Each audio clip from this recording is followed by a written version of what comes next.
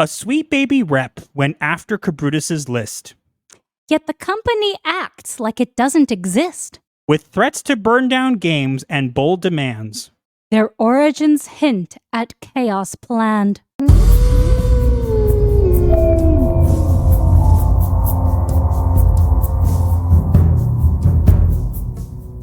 All right, guys, are you ready to see what I have to show you guys? No, you're not, but you're gonna be ready anyway.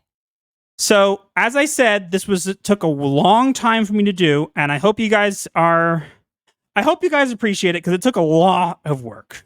I do. I appreciate it. I was the one who kept telling you to take a break, and you were like, no, I need to get this done. I need to get this done.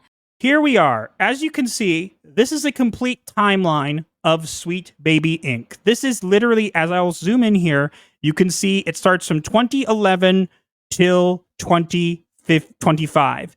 And it maps out everything, including where they started, where they are now. It has every single member of, these are all the people you see that the pink lines here. These are all the people who are involved with the podcast and what they're linked to.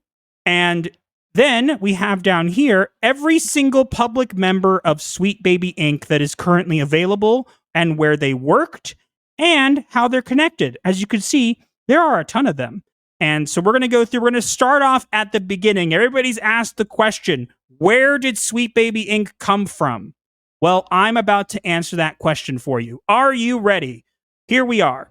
In 2011, we have Ariane McGilvery, or Ari McGilvery, started the job at a company called Blind Ferret Entertainment. And as you can see, there's something interesting about Blind Ferret Entertainment. These are their clients: Apple, Netflix, Nintendo, Sega, Team 17, Activision Blizzard, Riot Games, Disney, Ubisoft, and Gameloft. Now, why am I bringing this up? So, okay, well, maybe Sweet Baby Inc. comes from some of those connections. But how could we prove it? We can prove it because in 2013, a book was created called Pure Steel. It is a hardcover book, and it was created by Ariane McGilvery and Kim Belair. But look who the publisher is: Blind Ferret Entertainment. So as you can see, it was Blind Ferret. However, we talked also about these podcasts that Sweet Baby Inc. were involved in right here. The Sexiest Podcast and the WrestleGamia Podcast. But did you know there was a third podcast that nobody's found but me? Here we are. In 2012, they launched a podcast that was called the Watchtower Podcast. Tell them what that podcast did. The podcast says, mission: to bring you funny and entertaining stuff, as well as the latest and greatest news and views from the world of comics. We don't just talk about the books, we talk about the comic culture, from music to fashion to even relationships. And it talks about when they were founded and when they did all this stuff. But as you can see, let's see who this show is about. It talks about different shows. Monday, while you're at work, and it says some people have to actually work so they don't have time to explore them. Jeff and Ari McGilvery, talk about this. And we had Donnie Coulter and Jeff Moss. Now, Donnie Coulter is a radio producer in Toronto, and he actually used to work for News Talk, but it was a talk show in the morning, so it's interesting. There's another connection here. Jeff Moss actually connects to a very strange rabbit hole, which I still have to explore. Let's go into the most important part here. So what did I say? I said that they had gotten involved here. Okay? But something people don't really know is in 2014 was when the first Gamergate happened. Obviously involved Zoe Quinn, Brianna Wu, and Anita Sarkeesian. And as you can see, it led to the founding of sites like Feminist Frequency. But it also led to a company called Weird Ghosts. And we will get back to them shortly. In 2016, they started the Sexiest Podcast, right? We know this is where the Bowser fascination came from and whatever. What you don't know is, now I know Savvy did some work on this, but as you could see, I have mapped out every single episode and every single person who worked on it, and they all share something in common. Every single one of these people, except for the handful, all of them work at Ubisoft. Dun, dun, dun. You see these pink lines? Every single one maps to a person who was on the show who works for Ubisoft. Now, some of them work for more than just Ubisoft. We also have Compulsion Games, EA, Reflector Studios, Warner Brothers Games in Montreal, BioWare, more Warner Brothers games, Elastic Games, Brass Lion Entertainment, Compulsion Games, EA. Interesting, huh? All these connections. Now, where did they come from? You might say, well, they must have come from Kim Belair, right? You would think they all come from Kim Belair because of her connections through Ubisoft, and you would think, oh, she just invited all of her coworkers to join her in her endeavors. Kim Belair was hired and was working for Ubisoft for a while, but how did she get hired from Ubisoft?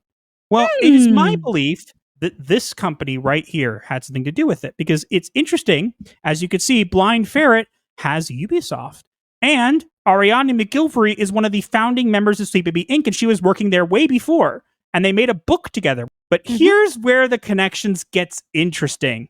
At the end of 2018, when Sweet Baby Inc. was founded, Blind Ferret Entertainment rebranded as Laughing Dragon Studios. However, you will see that they are an animation studio that has worked for Death Battle.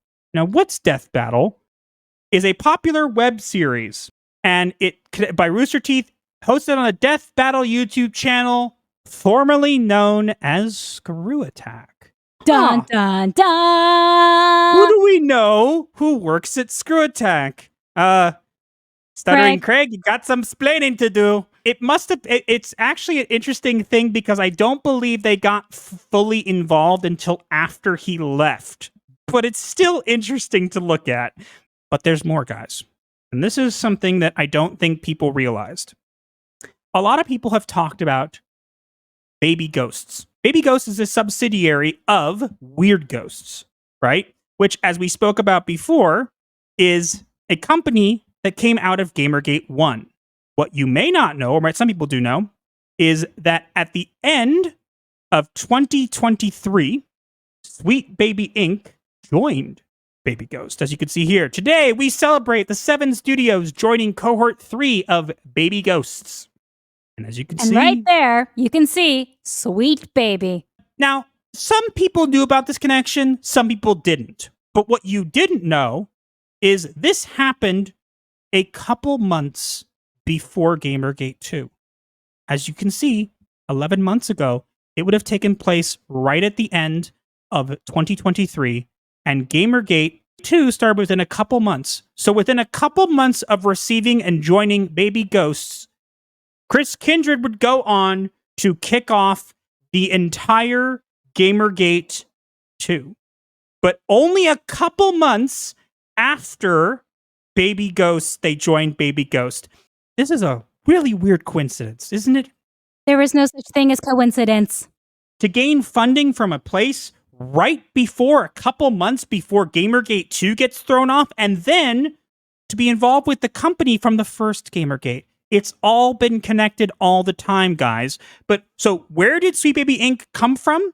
Simple. It got funding from the same places that people got from Gamergate 1, but it started right here at Blind Ferret. That's where I believe it started, and that's probably how they got some of their contracts, and then it spiraled from there to Ubisoft. We can at least definitively say that Sweet Baby Inc. is 100% connected to Ubisoft. As you see these pink lines here, all of these pink lines, our pink represents the Sexiest podcast, okay? All of these people who appeared on the Sexiest podcast, they're all connected to Ubisoft. So we can know definitively that Sweet Baby Inc. is probably something that was born of Ubisoft, but I believe that Blind Ferret Entertainment was where it began. And yeah, that's what I have to show you guys. Maybe it wasn't as dramatic or cool as you guys thought, but like I thought it was cool, but I'm a little biased.